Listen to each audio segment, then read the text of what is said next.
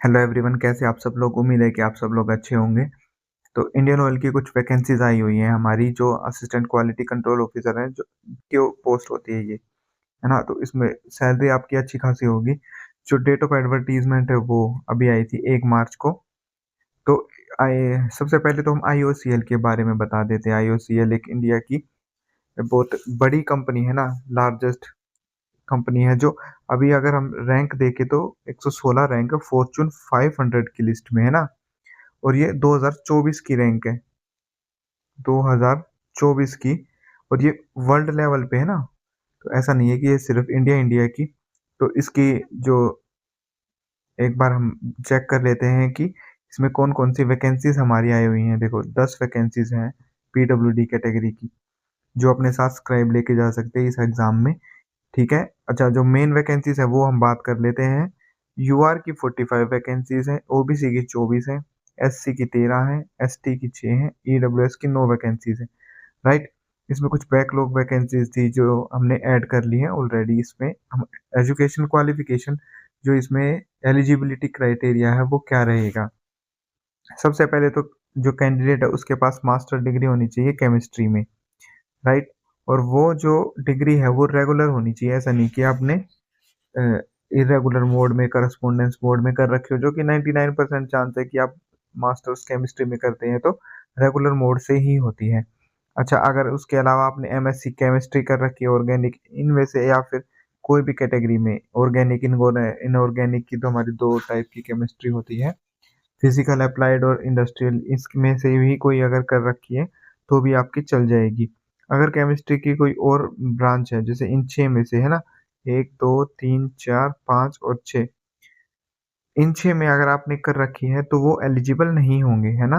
Chemistry की जो other branches है, जैसे किसी ने फार्मा, टॉक्सिकोलॉजी या फिर बायोकेमिस्ट्री, जियोकेमिस्ट्री, वो एलिजिबल नहीं है। सबसे पहले तो एलिजिबिलिटी क्राइटेरिया हमने इसलिए बात की क्योंकि ज़्यादातर कैंडिडेट्स को मालूम नहीं होता कि भाई भर के देख लेते हैं, क्या पता हो जाए। होने के बाद अगर आप ज्वाइन नहीं कर पाएंगे तो इसमें थोड़ी सी दिक्कत हो जाती है। ठीक है। आपके जो 55% नंबर है वो होने चाहिए अगर आप किसी कैटेगरी से बिलोंग करते हैं। जो कैटेगरी है वो 3 है, एससी, एसटी और पीडब्ल्यूडी। अगर आपकी कैटेगरी जनरल, ईडब्ल्यूएस या ओबीसी है तो आपके पास 60% मिनिमम होना चाहिए आपके मास्टर्स में। ठीक है। अगर आपके पास एससीजीपी या फिर सीजीपीए है तो ये मान के चलिए कि आपके पास एटलीस्ट 6.5 होनी चाहिए, क्योंकि जब हम इसको मल्टीप्लाई करेंगे 9.5 तो वो लगभग लगभग हमारी 60% के अराउंड बन जाती है। ठीक है। अब हम एक्सपीरियंस की बात कर लेते हैं। आपके पास 2 साल का मिनिमम एक्सपीरियंस होना चाहिए इस फील्ड में, है ना।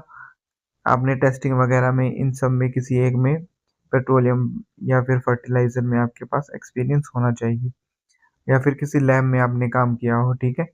अब आपकी जो जॉब रिस्पॉन्सिबिलिटीज हैं, राइट, ये पेट्रोकेमिकल टाइप की जॉब है। देखिए, ऐसा नहीं है कि आपको कोई मैनेजर टाइप की जॉब है।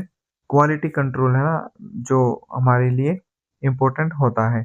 अच्छा, इसमें हमने एजुकेशन क्वालिफिकेशन देख लिया। अब एज क्राइटेरिया इसमें एक बार देख लेते हैं। हाँ, कि इसमें जो मैक्सिमम एज है वो 30 साल होनी चाहिए। इसमें आपको जो है एज रिलैक्सेशन भी मिलता है ना। तो एज रिलैक्सेशन के लिए भी हम इसमें बात कर लेते हैं। ठीक है। वो हमेशा इतना ही मिलता है कि 5 और 3 ये ओबीसी का रहता है, ये एससी एसटी का रहता है। ठीक है। अब हम बात कर लेते हैं कि ये रहा एससी एसटी का 5, ओबीसी का 3, पीडब्ल्यूडी कैंडिडेट्स का 10, एक्स सर्विसमैन वगैरह के लिए 5 साल का, अगर आपने मिलिट्री में सर्विस कर रखी है 5 साल। ठीक है। ये पीडब्ल्यूडी कैंडिडेट्स के लिए कुछ चीज़ें हैं जिसके बारे में हम अभी कुछ डिस्कस नहीं करेंगे। आप एक बार पूरी तरीके से इसको पढ़ लीजिएगा। हम मेन बात करते हैं कि अगर आप एलिजिबल हैं, एज क्राइटेरिया आप फुलफिल कर रहे हैं और आपने जो रेगुलर मोड से कोर्स कर रखा, उसके बाद हमें क्या ज़रूरी है। सिलेक्शन प्रोसेस, जो हमारा सिलेक्शन प्रोसेस रहेगा वो कंप्यूटर बेस्ड टेस्ट है। राइट। हमारा सीबीटी एग्ज़ाम होगा, उसके बाद आपका जीडी राउंड होगा, ग्रुप टास्क, जिसको गोल मेज सम्मेलन टाइप से कहते हैं कि भाई जीडी राउंड होगा, और यानी पीआई। अच्छा, उसके बाद आप सेलेक्ट हो जाएंगे। ठीक है। हम एक बार सिलेबस देख लेते हैं कि एमसीक्यूज में हमारे लिए क्या क्या हमारा सिलेबस रहेगा। ठीक है। आपको जो मिनिमम मार्क्स होंगे वो 40% होने चाहिए आपके सीबीटी में भी, और जो पीआई राउंड है, पर्सनल इंटरव्यू या फिर ग्रुप स्टेज, जिसे ग्रुप इंटरव्यू भी बोलते हैं, ठीक है? जीटी राउंड, ये दोनों अगर आप क्वालीफाई करते हैं तो आप नेक्स्ट स्टेज के लिए एलिजिबल हो जाएँगे। अच्छा, अगर कट ऑफ थोड़ी-सी ऊपर जाती है तो यहाँ से आपकी जो कट ऑफ है, उसमें आपके बेटर मार्क्स होंगे, वही लोग सेलेक्ट किए जाएँगे। अब जो आपका एडमिट कार्ड है वो 10 दिन पहले आपको मिल जाएगा कि जो आपका एडमिट कार्ड है, वो तब आपको मिल जाएगा। अच्छा, इसमें जो और ज़रूरी बात करते हैं कि भाई जीडी राउंड के बाद आपका मेडिकल होगा। मेडिकल होने के बाद आप जॉइनिंग प्रोसेस के थ्रू आप जॉइन कर पाएँगे। अच्छा, आपको फॉर्म को फिल कैसे करना है, मैं आपको एक बार बता देता हूँ। यूज़र आईडी पासवर्ड आपको क्रिएट करना होगा आईओसीएल की वेबसाइट पे। मैं आपको बता देता हूँ, देखो वेबसाइट पे जाने के बाद रिक्रूटमेंट असिस्टेंट, है ना, अप्लाई ऑनलाइन करेंगे। हम एक बार अप्लाई करके देख लेते हैं कि देखिए अब मैं वेबसाइट पे गया, आईओसीएल की वेबसाइट देखिए। ये आईओसीएल की वेबसाइट है। यहाँ पे जाने के बाद आपको डिटेल एडवर्टाइज़मेंट मिलेगी। Click here to apply, apply करने के लिंक पे आप जाएँगे, जैसे मैं इस पे चला जाता हूँ। अब आपके सामने एक पेज ओपन होगा, है ना? अगर आपने पहले से रजिस्टर कर रखा है, तो आपको रजिस्ट्रेशन आईडी से लॉगिन करके अपना फॉर्म भर देना है यहाँ से, ठीक है? अगर रजिस्टर कर रखा है तो लॉगिन से, अदरवाइज़ आपको रजिस्टर करना ही पड़ेगा। अब रजिस्टर करने के लिए यहाँ पर क्लिक करते हैं, ठीक है? पहले हम रजिस्टर कर लेते हैं। राइट? रजिस्टर करने के लिए हमारे पास पेज ओपन हो जाएगा। पेज ओपन होने के बाद हमें कुछ डिटेल्स फिल करनी होंगी, जैसे आपका नाम पोस्ट का, असिस्टेंट कंट्रोल ऑफिसर, ठीक है? उसके बाद पोस्ट कोड अपने आप आ जाएगा, आपको अपना नाम फिल करना है, उसके बाद अपना mobile number, alternate mobile number, email address, ये सब फिल करने के बाद आपके पास ओटीपी आएगा। उसके बाद उस वो यूज़ करके आप लॉगिन करेंगे और आप अपना फॉर्म भर देंगे। अगर फॉर्म भरने में अब भी किसी को दिक्कत आए तो एक बार मुझे कमेंट कर देना, मैं आपकी हेल्प कर दूँगा फॉर्म भरने में। Okay everyone, all the best जिन-जिन जो-जो लोग एलिजिबल हैं।